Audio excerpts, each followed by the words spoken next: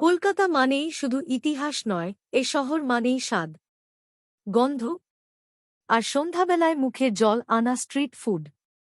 চলো আজ সন্ধেটা কাটাই উত্তর কলকাতার গলিতে, সেই পুরনো রাস্তার ধারে ধারে, যেখানে এক একটা খাবার এক একটা গল্প বলে। শুরুর গলি কলেজ স্ট্রিটের মোড়ে।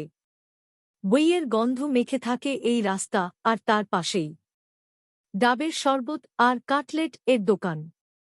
ডাবের ঠান্ডা শরবতের এক চুমুক আর সাথেই হালকা ঝাল মুরগির কাটলেট।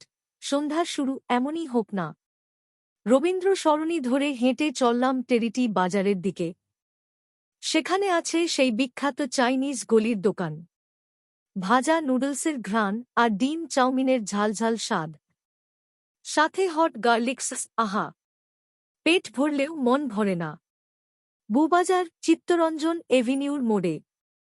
খাবার মানেই মাংসের কাবাব, তান্দুরি ঘ্রাণে মশলা মাখা শিক কাবাব আর সঙ্গে পুরি পোড়া পরোটা। এ যেন পুরনো দিনের ক্যালকাটার আড্ডা আর অভ্যর্থনার স্বাদ। শোভাবাজার শ্যামবাজার ফ্যান ক্লাবে পৌঁছলাম। এখানেই সেই ঘুগনিওয়ালা কাকু এখনও ঠেলা নিয়ে বসেন সন্ধ্যাবেলায়। হাতের ঘুগনির সঙ্গে লেবুধনের পাতার ফোড়ন আর পেঁয়াজের ঝাঁঝ শুধু স্বাদ নয়, স্মৃতির ঝাঁপি খুলে দেয়। শেষে পৌঁছালাম হেডকোয়ার্টার নিউ মার্কেটের পাশে হব মার্কেট চত্বরে। চিকেন কন্তা রোল, এগ রোল আর কুলফি ফালুদা জিভে জল এনে দেয় এখনো।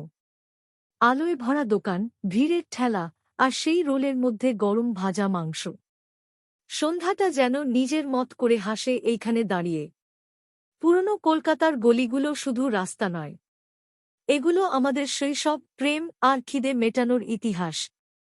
আজও সন্ধ্যায় এই গলিতে হাঁটলে বোঝা যায়, কলকাতার রাত শুরু হয় পেট পুড়ে খাওয়া দিয়ে।